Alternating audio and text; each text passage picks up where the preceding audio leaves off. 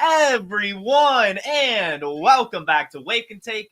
It's your boy Jason, and we've got some football to talk about today. It's a beautiful Thursday, and tonight we have Thursday night football, so of course we've got to go ahead and look ahead to the week. We've got this week's news stories, we've got practice injury updates, we're going to do our game picks, which will lead to some hot takes and other discussions. So go ahead, take out your coffee, sit back, relax, and enjoy the show.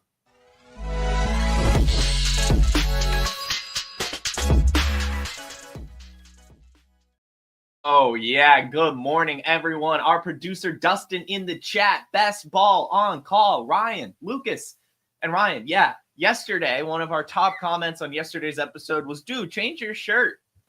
I said, I'll do better than just change my shirt. I'm putting on a damn suit.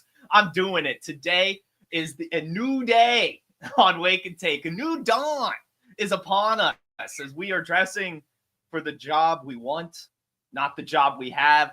Wake and Take's going crazy, guys. We're hitting ESPN soon enough. Got the whole suit going. Anyway, guys, we've got a lot of stuff to talk about today. Not really. We've got stuff to talk about today.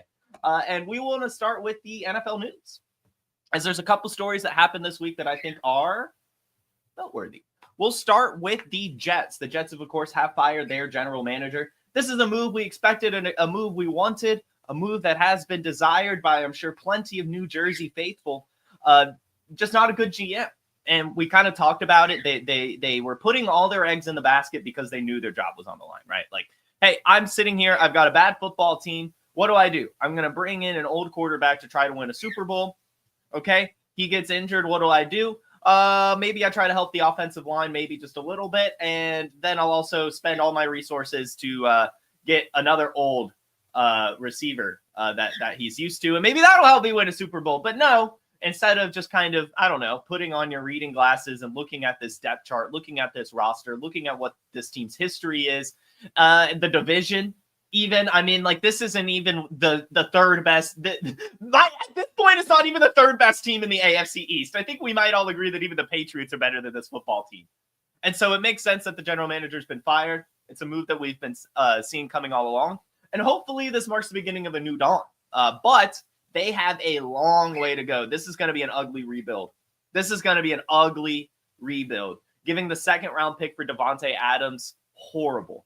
The fact that they're probably married to Aaron Rodgers next season as well, horrible. But it might be a nice bridge. But either way, this organization and franchise, they are heading into an era of rebuilding, and it's going to be kind of gross. It really will.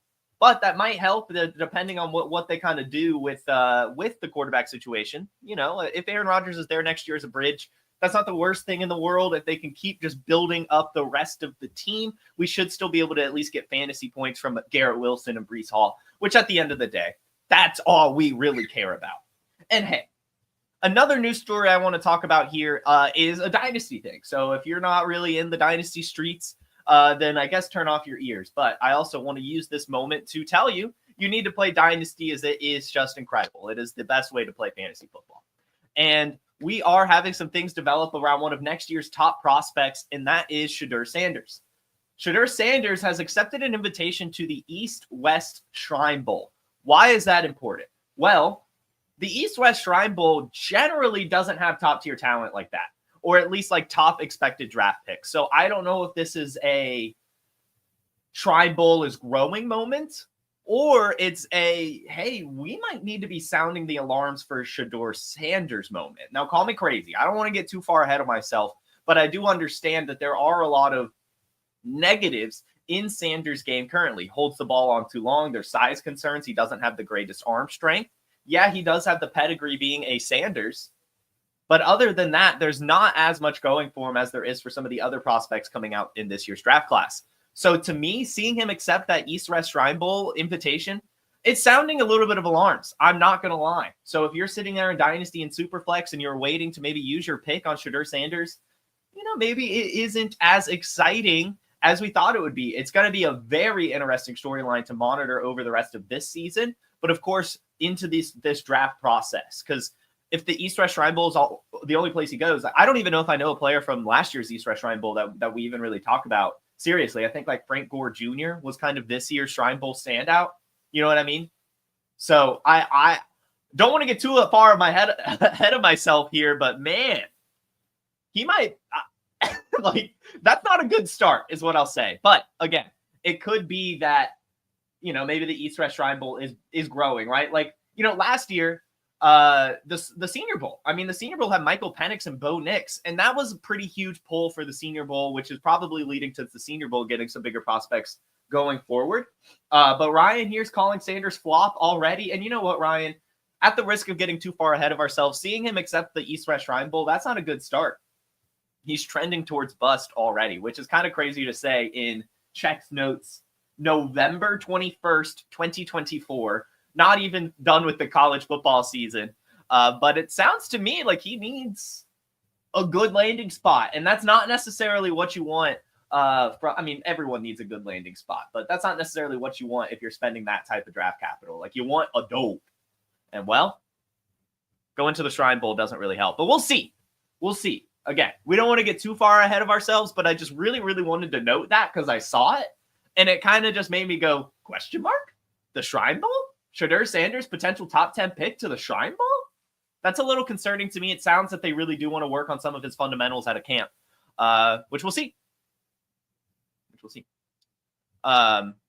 Producer Dustin does put out a good note. It sounds like a lot of the Colorado receivers will be going there. So it sounds like potentially he could just be going there because he has the connection with his receivers and wants to help his receivers, which would be very, very selfless of him, which would be very, very cool. So again, we don't want to get too far ahead of ourselves. It's just interesting to note as we start to kind of transition into dynasty perspective that one of this year's top prospects is going to the smallest of kind of the pre-draft events. So that is the news. And as we do on Thursdays, or try to do on Thursdays, we've been kind of missing it the last couple of weeks. We like to look at the injury updates. And why do we like to look at it on Thursday when generally that's too early?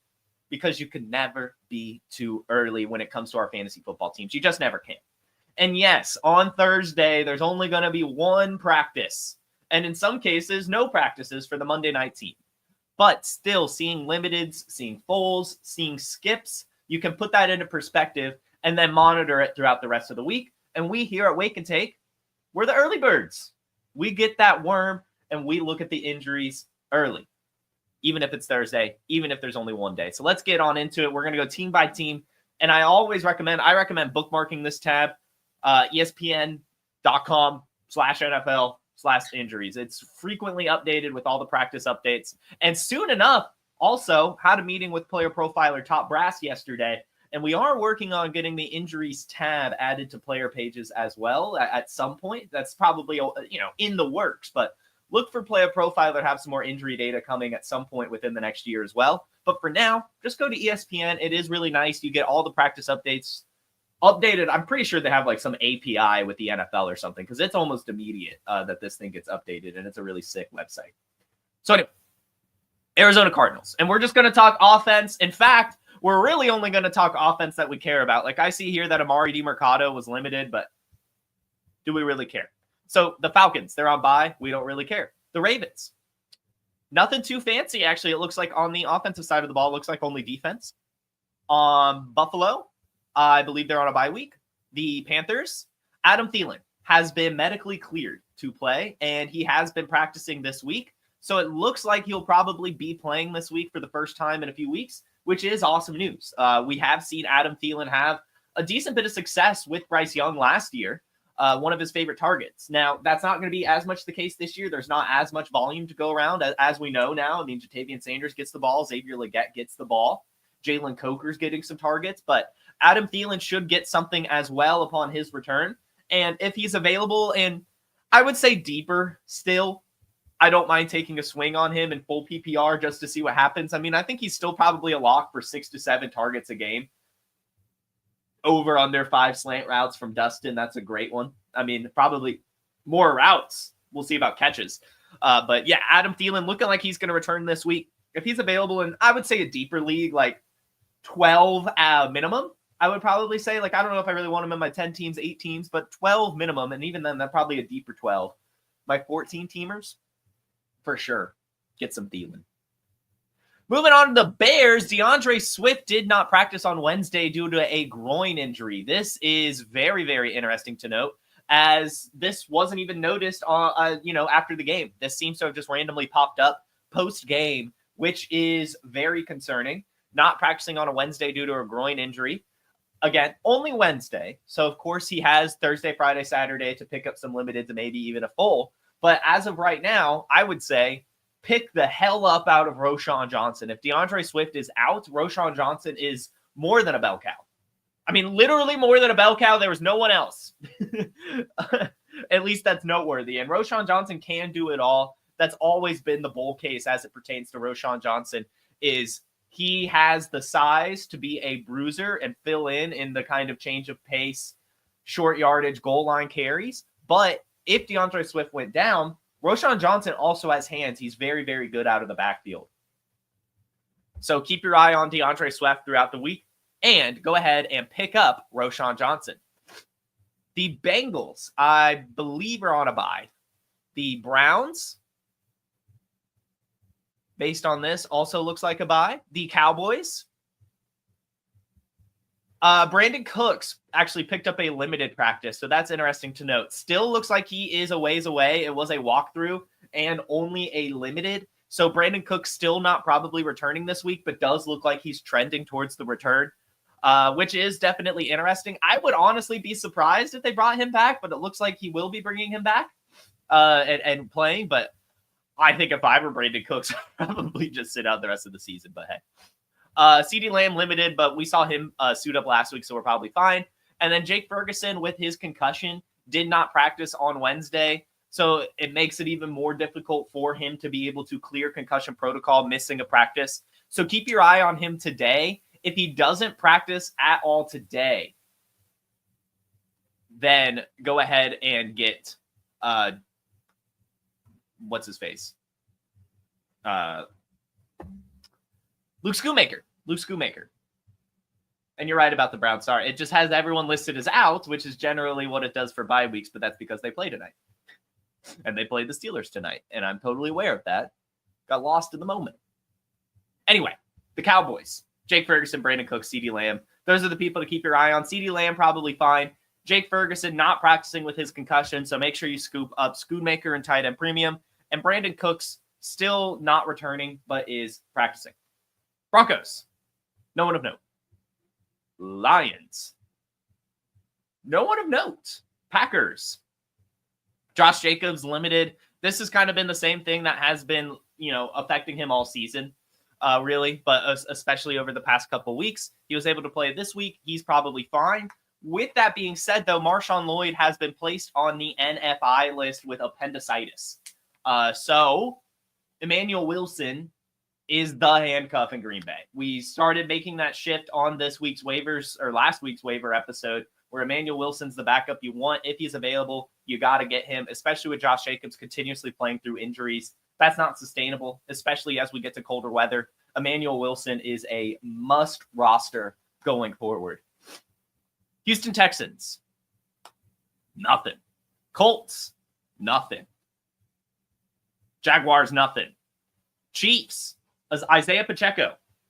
Isaiah Pacheco was limited in practice on Wednesday, looking like he will be able to return this week, which is incredible news for the Chiefs, incredible news for Isaiah Pacheco. They have taken their time with this injury, so he should be at least 85, maybe 90% upon return.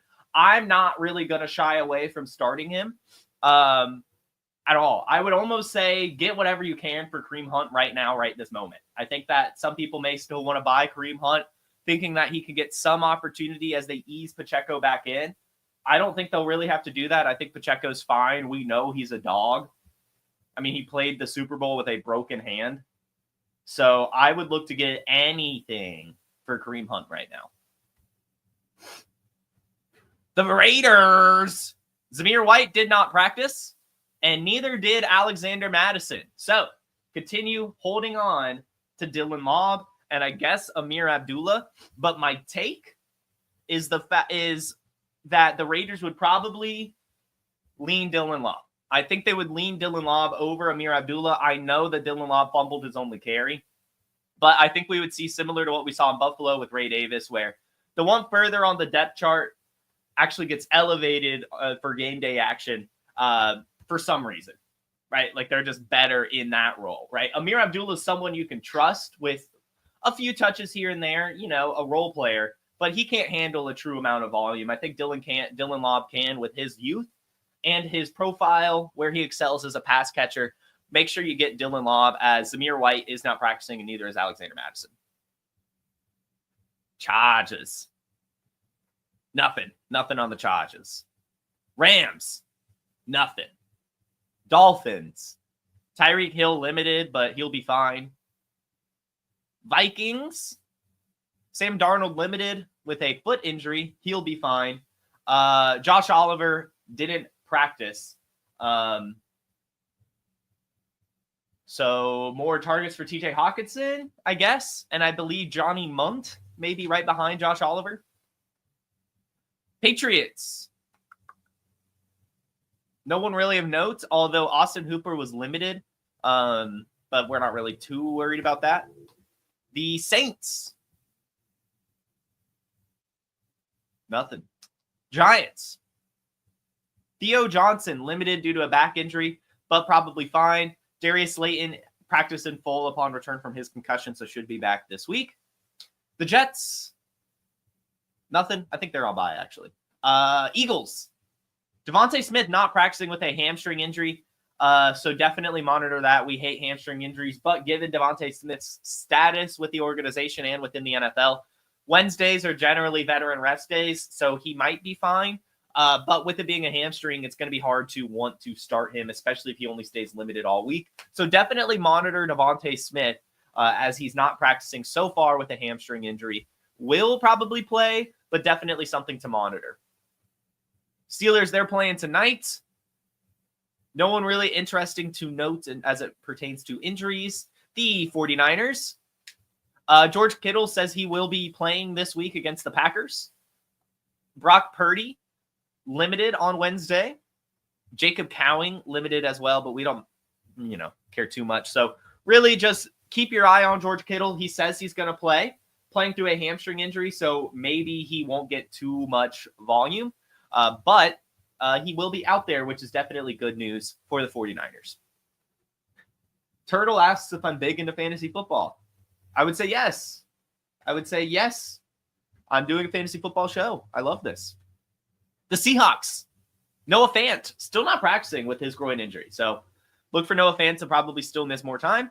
And then Laviska Shenault, my awake and take savior, considered day-to-day with an oblique injury, should be able to practice this week. Hopefully that means he's able to play and continue to return kicks for me. The Buccaneers, hamstring for Mike Evans. He is expected to return this week. So again, we talked about it yesterday. Buy Mike Evans while you can. I don't really care what the price is. He needs a little less than 700 yards in the next 7 weeks to keep his streak of 1,000 yards alive. He has to average 95 receiving yards a game. I think he can do it. Let me know if you think he could do it, but I think he can still break that 1,000 yards for sure. For sure. Titans. Tyjae Spears, not practicing on Wednesday with a concussion. Can't catch a break. And Calvin Ridley not practicing due to an illness. He's probably fine. Probably just a little bit of a tummy ache. And no one really of note on the Commanders. Ben Sinnott was limited with an illness, but I don't think we really care too much about that. That'll do it. That'll do it for the injuries. And before we get into the game picks, hot takes section, and answering your questions, I want to let you guys know about Fast Draft. Drafting is the best part of fantasy football, and drafting fast is what Fast Draft is all about. Fast Draft is the fastest best ball app on the planet. With just 6 rounds and a 20-second time clock, you can draft in under 10 minutes. Don't have 10 minutes? Use Turbo Mode to create teams with a click of a button. We love volume players, and volume players love Fast Draft because we make it exponentially easier to max enter 150 lineups, and if a tournament you love does fill, don't worry, we'll roll out another one the next day because we focus just on the players you care about. In April and May, our Origins tournaments are rookie only because the NFL Draft is the second most popular event in American sports after the Super Bowl. Fast Draft tracks player ownership in real time, so you can always see your exposure at a glance in the draft room, and there's no position restrictions. And the best part of that is you never have to draft a tight end. With only 60 players drafted, there are two key ways to get unique. You draft players well above or below ADP, or shake up your boosters. The boosters let you set 4 players with point multipliers up to 2x, so you can improve your chances of being unique by putting premiums on later round picks. Okay, that's what Fast Draft's all about. Now start your engines.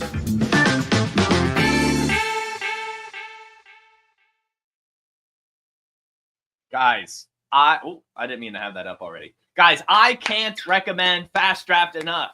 I know I work for Roto Underworld and we developed the app, but still, upon playing this thing, it really is just incredible. And I have to say, today or yesterday, I think officially, but today, we launched yesterday, I guess. We launched the Refer a Friend program. So actually, if you have a Fast Draft app account, if you already have an account on Fast Draft, you can actually give your username to a friend, and they can use your username as a promo code upon signing up, and they will get a first deposit match up to $25. But here's the kicker. You also get what they deposited in your account. So if they deposit that $25, you also get $25 for their first deposit. It's an awesome way to get drafting on Fast Draft, especially with this DFS contest weekly. There is a tournament.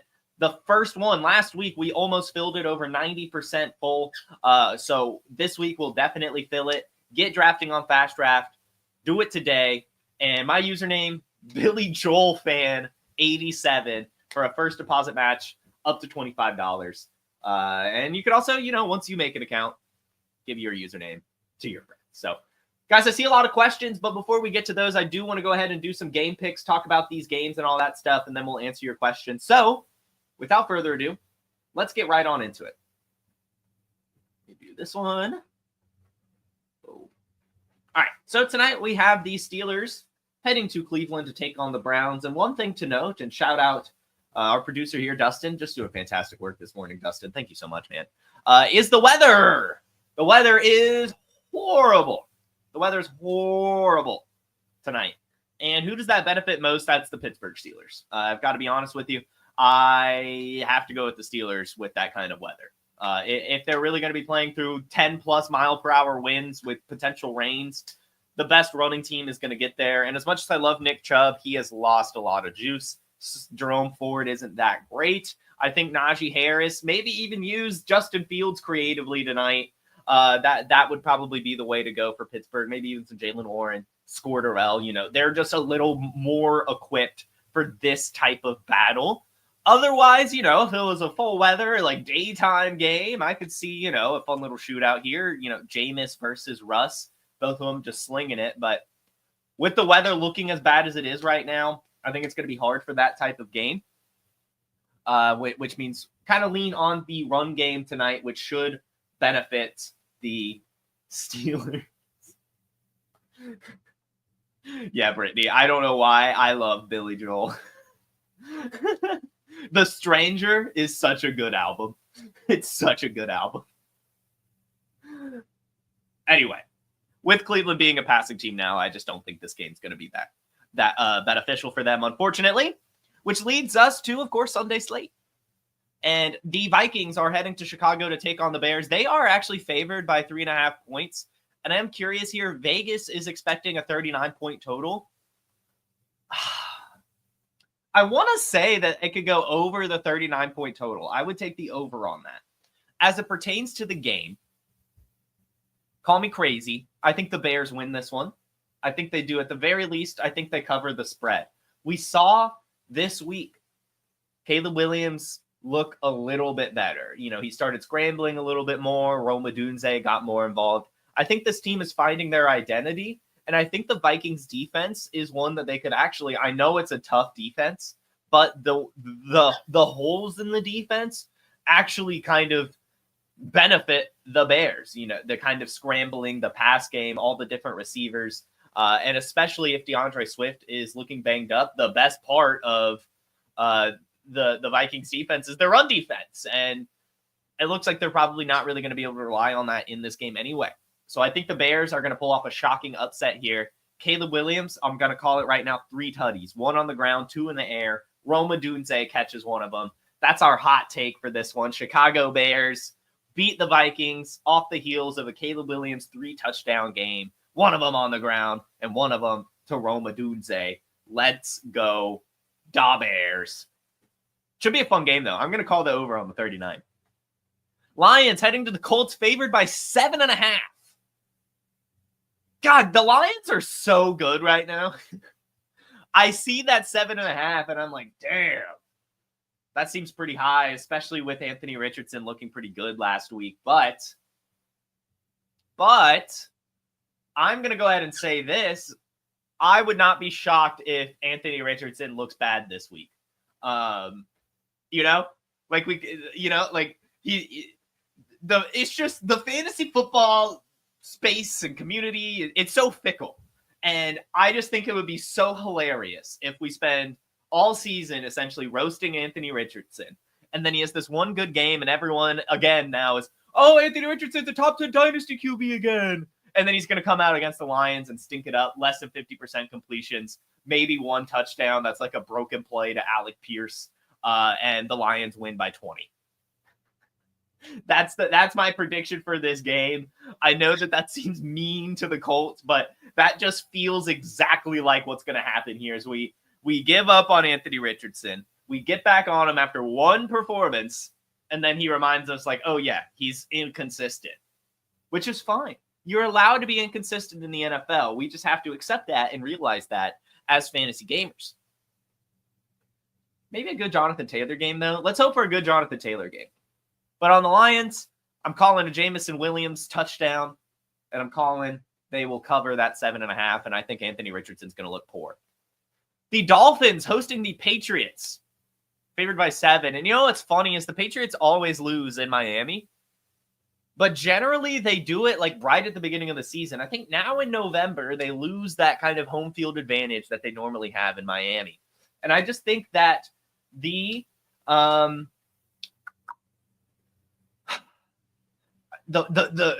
fortitude of Drake May, I think that he could actually put this Patriots team on the back and at least have them cover. I think the Dolphins win this game. And that's the beauty of the Drake May experience in New England, is he keeps these games close, shows just enough, but loses, so they still get a high draft pick. And that's incredible. The Patriots fans have to be loving it. And I think they will be able to go into Miami, keep the game close, still lose, but it should be a fun one.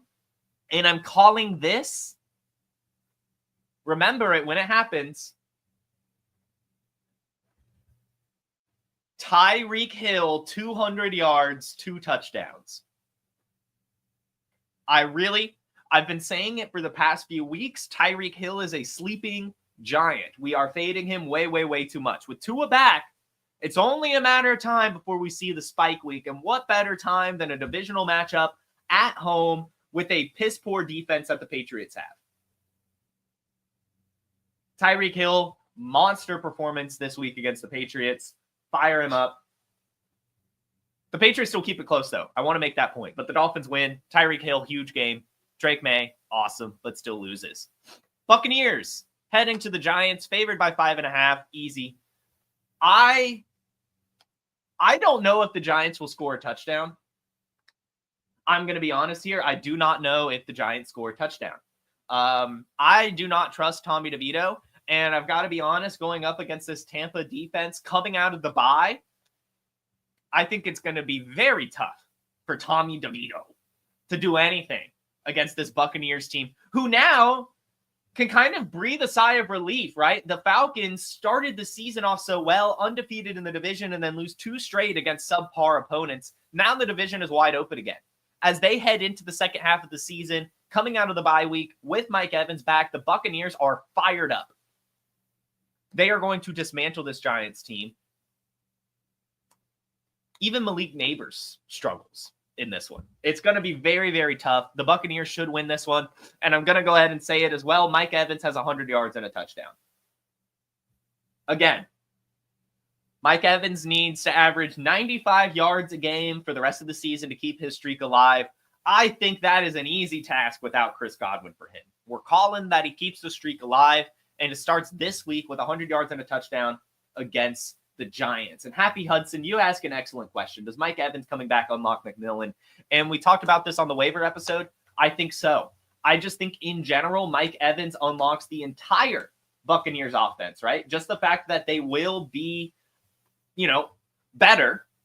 There'll be a better offense. That just unlocks everyone else. And I do think that Jalen McMillan will be unlocked with Mike Evans back. So I did recommend picking him up, and I recommend picking up Sterling Shepard as well, as I think the Buccaneers will go on a little bit of tear rest of season, beginning this week with they're going to dismantle. I think they win by like 20.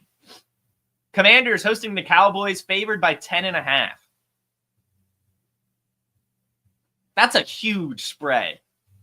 Good Lord. I just can't in good conscience say that gets covered. I know that it's the Commanders and they're playing well, and I know it's the Cowboys, but say what you want about the Cowboys. Cooper Rush is still kind of slinging it. Kind of, he's throwing the ball like 50 times. CeeDee Lamb's still there. And this Washington defense isn't that good. I think that they could cover 10 points. Do they lose by 10? Sure. But 11 plus, I don't know. I think that they could cover this one. This is getting close. I think the Commanders obviously win by a wide margin. But I think I wouldn't be surprised if the Cowboys actually end up covering this one just because the Commanders defense isn't that good. But either way, Jaden Daniels' monster performance. In fact, as I'm looking at this, I'm going to go ahead and say you need to have Jaden Daniels as your DFS quarterback this week. I think that he's going to be a big part of it. I don't know what wide receiver is going to catch these touchdowns, but Jaden Daniels is going to go crazy in this one. Chiefs heading to Carolina, favored by 11, and this is another one. Again, say what you want about the Kansas City Chiefs and how good they are and how many wins they're getting. They're still finding themselves in very, very close contests. And I know that the Panthers are bad, but I think at home they could cover 11 points to the Chiefs. We saw Bryce Young heading into the bye week win 2 straight games and actually build some confidence. Adam Thielen might be back this week. I think there's just enough to cover that spread for the Panthers. And I think the Chiefs obviously win it. Let's call it, you know what? A field goal. Let's call it the Chiefs win by a field goal. This is a perfect game for them to get Isaiah Pacheco back, which is great. They'll be able to run the ball with him. And yeah, I just think the Panthers can cover that 11. Texans hosting the Titans, favored by 8.5. I would love to say that if the Texans have actually been good this year, but to me, it looks like Vegas still thinks the Texans are the Texans of last year. And the Titans have shown some signs of life over the last couple of weeks. I think they can cover that 8.5. The Texans will win at home, but I don't know if they can win by 8.5 or more. Nico Collins should have a huge game. I think this is the Nico Collins game we were hoping for last week upon his return. And yeah, well, actually, there should be a close game. The Titans defense is actually pretty damn good.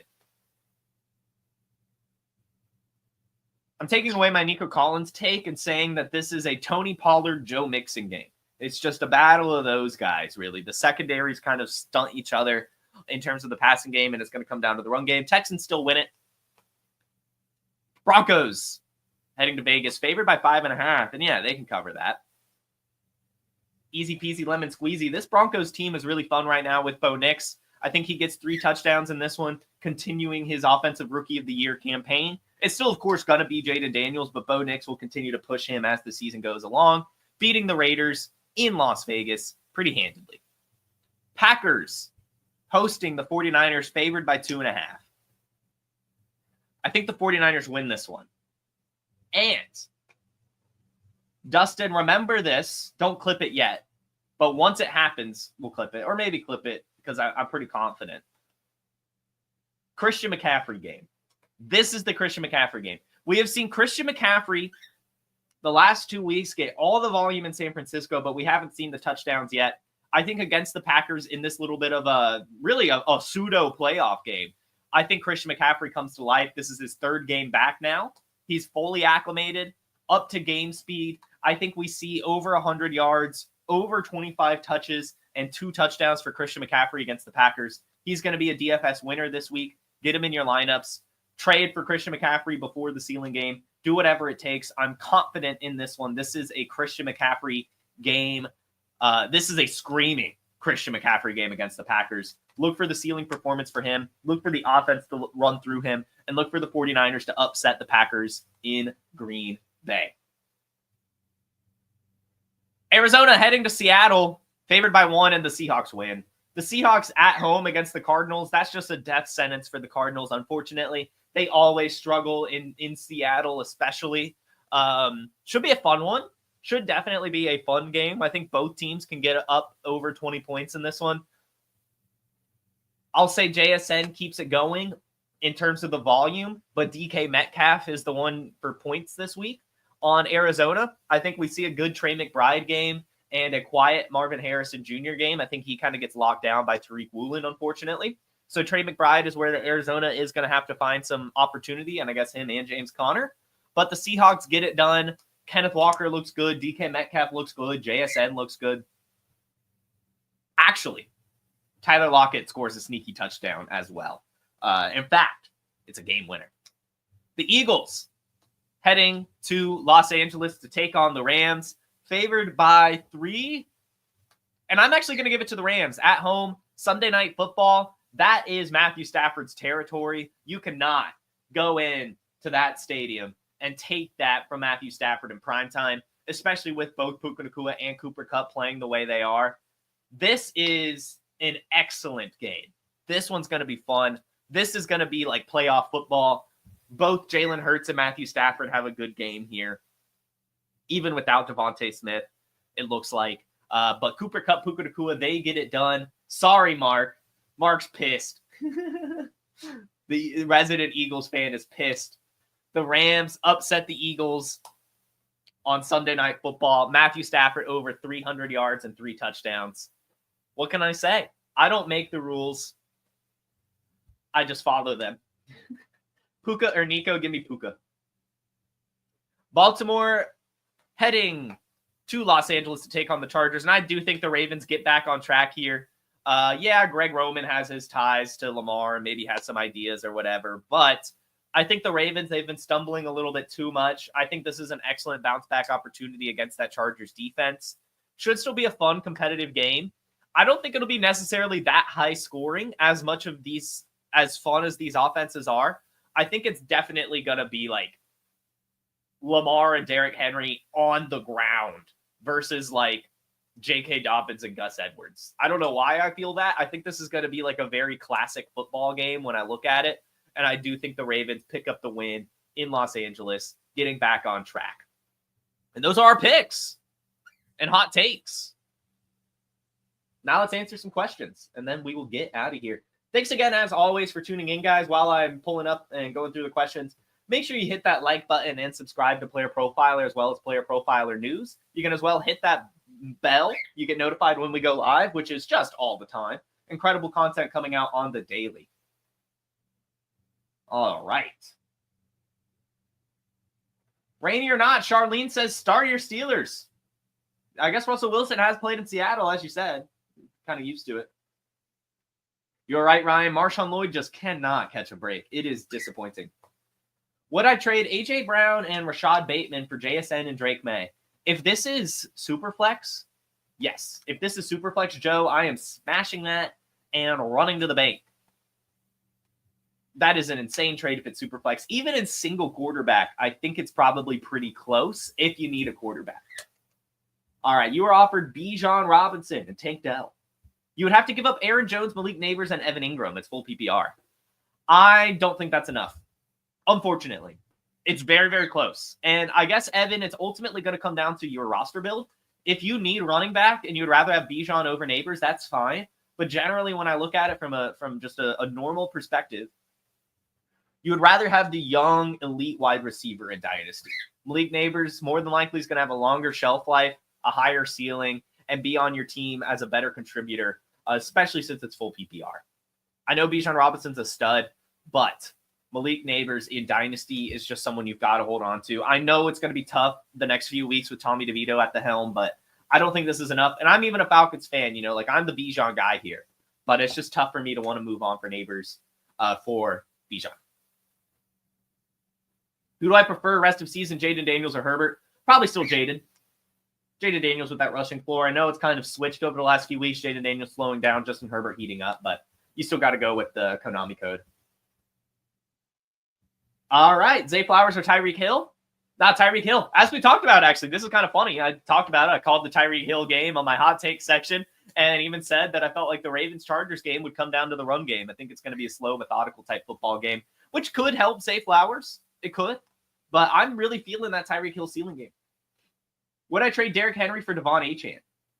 I mean, if it's dynasty a million times over, yes. It's a keeper league. If I keep Henry, I lose my first-round pick.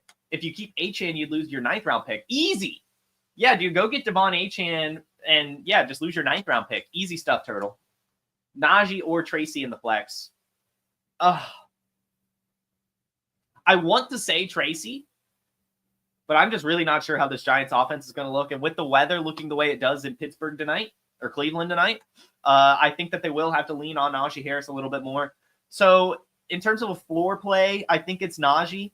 I do still think Tyrone Tracy can get there, especially in PPR. I mean, they're going to be playing from behind, so he's probably going to get some catches out of the backfield. But it's looking like the Steelers are going to have to rely on their run a decent bit tonight. So I think you could go with Najee. It's close, though. I don't think you could go wrong either way. You need a one-and-done tight end. Laporta, Hunter, Henry, Jonnu Smith, Mark Andrews, Zach Ertz. Probably just go with Laporta. I know, right? Like, he's been disappointing all season, but look, man, you drafted Laporta. If it's a one-and-done, you got to rely on him, man. You got to. Should I start Geno Smith or Matthew Stafford this week? Matthew Stafford. Would you rather trade Tony Pollard or Javonte Williams? I would rather trade Javonte Williams away. Would you rather have Jonathan Taylor or Tyrone Tracy this week? Jonathan Taylor.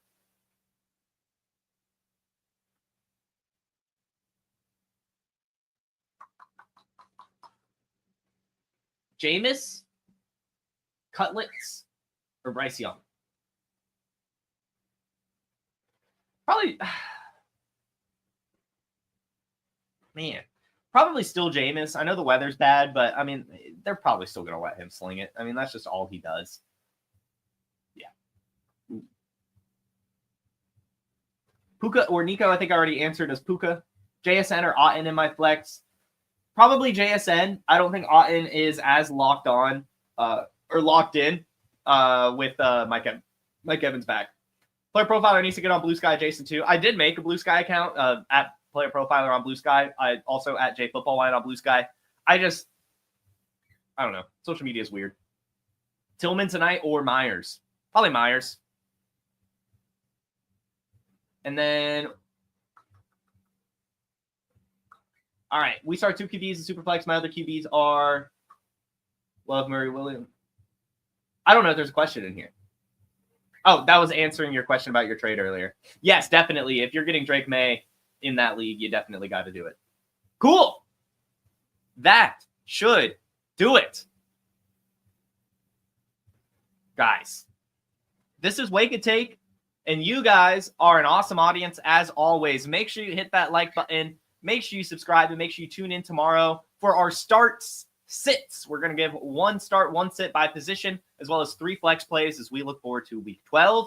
Everyone, have a great day. Have a terrific Thursday. Good luck if you have any Thursday night football players tonight. Have a wonderful rest of your week, and I'll see you tomorrow. Hey, I want to thank you for being part of this broadcast. If you have any thoughts on it, leave a comment. If you enjoyed it, make sure you leave a like. And if you want to see more shows on the Player Profiler channel, subscribe to it. That's how we know you want more.